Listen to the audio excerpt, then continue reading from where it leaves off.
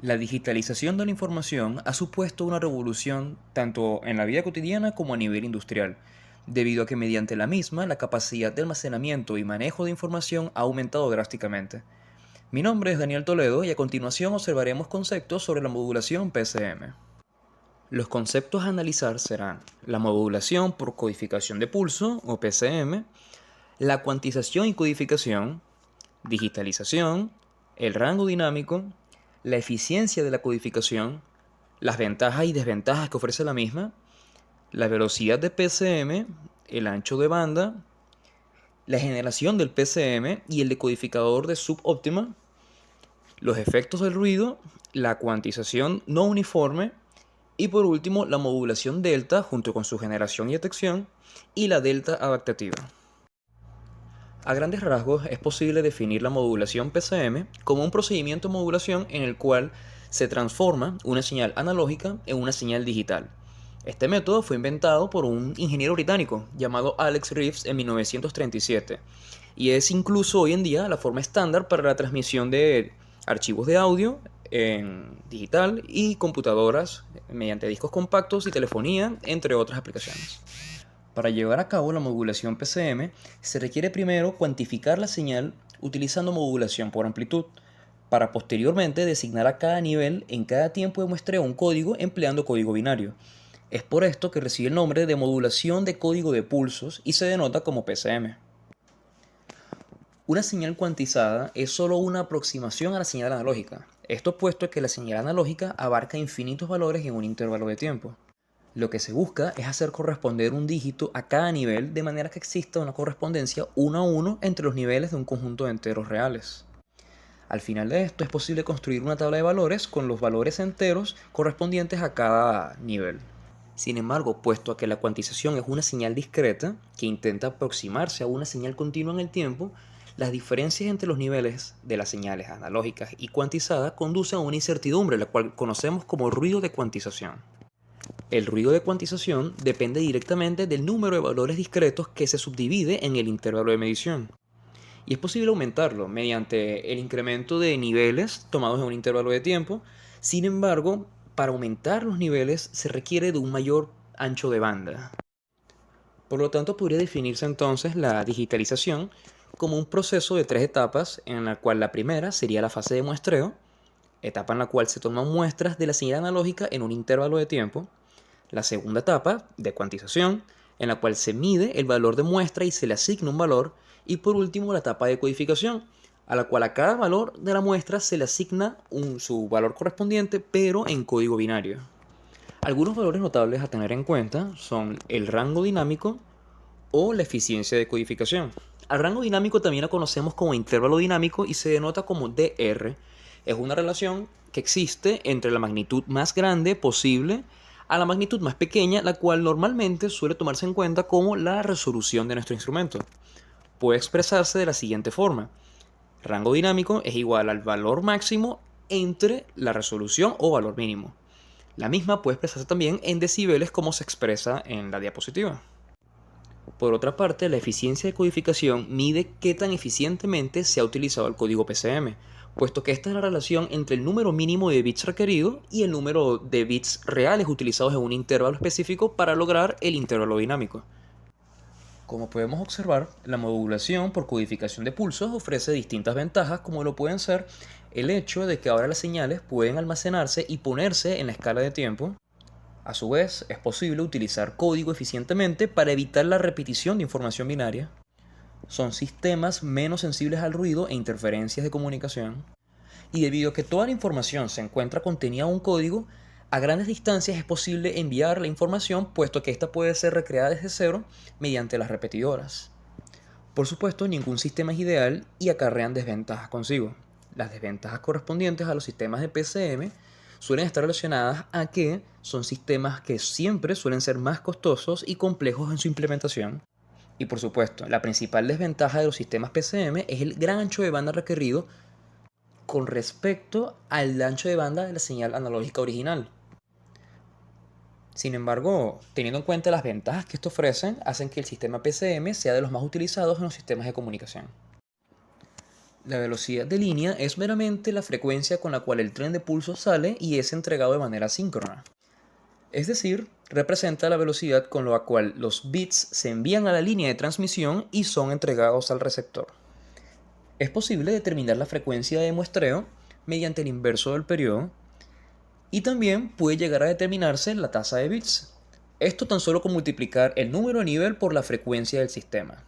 Ahora, cuando en PCM se habla del ancho de banda, no se relaciona directamente al espectro de la señal analógica, ya que el ancho de banda depende de la tasa de bits y de la forma del pulso.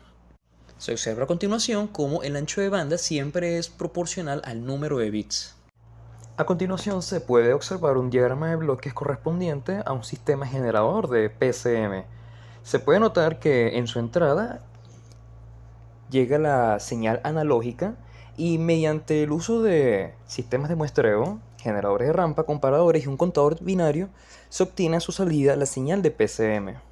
Por otra parte, mediante la implementación de un decodificador subóptimo, tenemos el sistema inverso, el sistema que se encarga de recibir una señal de PCM y devolvernos una señal analógica con la información original. Se observa a su entrada la señal de PCM codificada en binario, la cual atraviesa por un regenerador de pulsos y un sincronizador de regulación. Posteriormente, al atravesar el convertidor de serie paralelo y divisores resistivos, se puede ver a su final la salida de la señal analógica deseada, la señal original. Las causas de ruido en un sistema de PCM pueden ser dos. El ruido de cuantización, del cual hablamos hace un momento, el cual es correspondiente a la cantidad de niveles en un intervalo de tiempo y puede ser reducido mediante el aumento del ancho de banda, o por errores en bits de la señal PCM recuperada. Estos suelen ser provocados por ruido en el canal. Puede estimarse entonces la potencia total del ruido promedio mediante la siguiente ecuación, al lado izquierdo de la lámina, donde tenemos la variable m, la cual representa los niveles de cuantización, y p sub e como la probabilidad del error. Asimismo, al lado derecho de la ilustración podemos observar cómo se determina la potencia promedio de la señal con respecto a la potencia del ruido. Hasta el momento hemos hablado de sistemas mediante cuantificación lineal. Ahora, existe también la cuantificación no uniforme o no lineal. Esta se aplica cuando se procesan señales no homogéneas que se sabe que pueden ser sensibles a una determinada banda concreta de frecuencias. Existen dos métodos para el procesamiento de la cuantificación no uniforme. El método empleado en América es conocido como la ley μ, mientras que el método europeo es conocido como la ley de A. En la ecuación de la ley de μ, se tiene μ como un parámetro constante positivo y omega sub 1 solamente obtiene valores para más o menos 1. Por otra parte, en la ley europea de la ley A, se define A como una constante cuyo valor es de 87.6. Mediante las curvas a continuación se representa el comportamiento de señal no lineal al aplicar una técnica o la otra, ley de μ o ley de A. La elección de una estrategia de cuantificación no uniforme siempre está ligada a las características particulares de la señal que se desea digitalizar con el fin de hacerlo de la forma más eficiente posible. En el receptor de un sistema de cuantificación no lineal, se debe tener en cuenta que mediante la cuantificación no lineal suele emplearse un compresor. Por lo tanto, a la salida del receptor se necesita un expansor para restaurar así los niveles de la señal con sus valores relativos correctos. El expansor tiene características inversas a las de un compresor, y la combinación entre un compresor y expansor se le llama compounder. La modulación delta es una de las técnicas de códec con mayor aceptación en la actualidad. En este método se compara la señal de entrada con una sucesión de impulsos, la cual se aproxima a la función analógica mediante las órdenes dadas por el comparador del sistema. Este le envía un 1 para aumentar su amplitud cuando se encuentra por debajo de la función analógica y un 0 para cuando se encuentra por encima de la función analógica.